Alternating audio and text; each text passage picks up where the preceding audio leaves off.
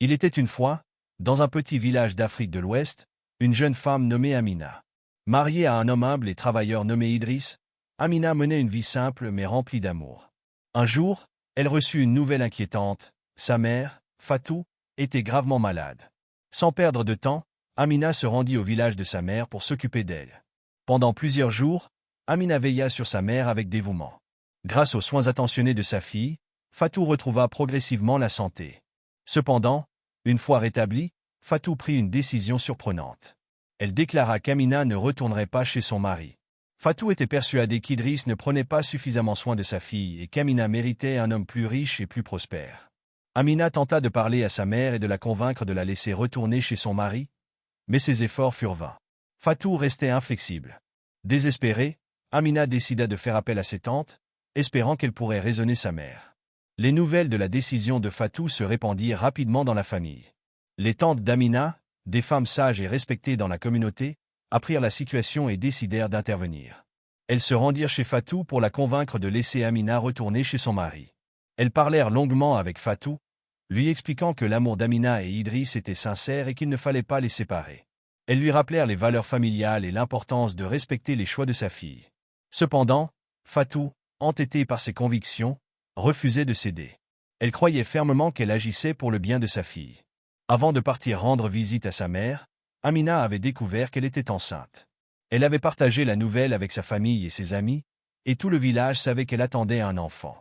Amina espérait annoncer la nouvelle à Idriss en personne, mais les circonstances firent qu'elle resta auprès de sa mère bien plus longtemps que prévu.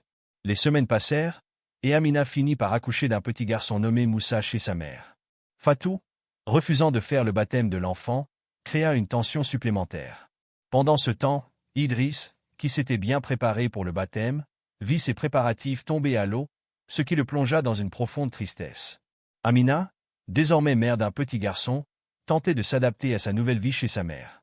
Chaque jour, elle se demandait comment Idriss allait et s'il pensait encore à elle et à leur enfant. Malgré les efforts de Fatou pour trouver un riche prétendant pour Amina, la jeune femme restait fidèle à son amour pour Idriss.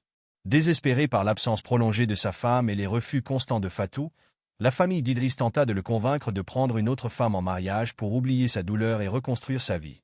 Cependant, Idriss, bien que profondément blessé, n'accepta pas cette proposition. Il espérait toujours que sa femme reviendrait un jour. Fatou, rongée par le regret, commença à comprendre l'énorme erreur qu'elle avait commise.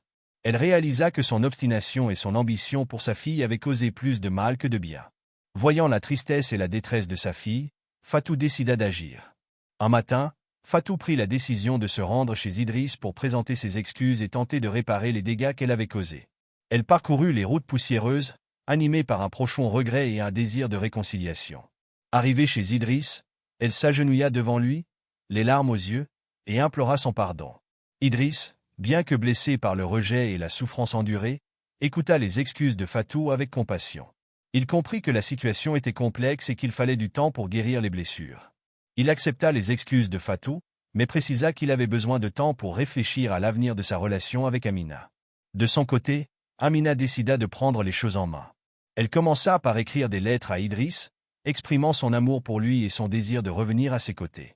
Elle lui raconta également la naissance de leur fils Moussa et combien elle désirait qu'ils soient réunis en tant que famille. Avec le temps, Idriss et Amina recommencèrent à se parler et à reconstruire leur relation pas à pas. Idriss commença à visiter Amina et leur fils Moussa, apprenant à connaître son enfant et à renouer des liens avec sa femme. Lors de chaque visite, Idriss apportait des cadeaux pour Moussa et passait du temps à jouer avec lui, renforçant ainsi leur lien père-fils. Finalement, Idriss proposa de célébrer le baptême de Moussa en famille, un événement qui symboliserait leur réconciliation et un nouveau départ. La cérémonie fut organisée avec soin, et Fatou, pleine de remords, participa activement aux préparatifs pour se racheter auprès de sa fille et de son gendre. Le jour du baptême, toute la famille et les amis se rassemblèrent pour célébrer l'événement. Idriss, Amina et Moussa furent entourés d'amour et de soutien. Fatou, émue, prononça un discours où elle exprima ses regrets et demanda pardon à Amina et Idriss. Elle promit de respecter leur amour et de soutenir leur famille à l'avenir. Finalement, Idriss décida de reprendre Amina et leur fils Moussa chez lui. Fatou, reconnaissante du pardon accordé à sa fille, promit de ne plus interférer dans les choix de vie d'Amina. Amina et Idriss recommencèrent à construire leur vie ensemble, plus forts et plus unis que jamais. Amina et Idriss redémarrèrent leur vie avec une nouvelle vigueur, conscients des défis qu'ils avaient surmontés et de l'importance de l'amour et du respect mutuel. Ils élevèrent leur fils Moussa dans un foyer rempli d'affection, de compréhension et de soutien.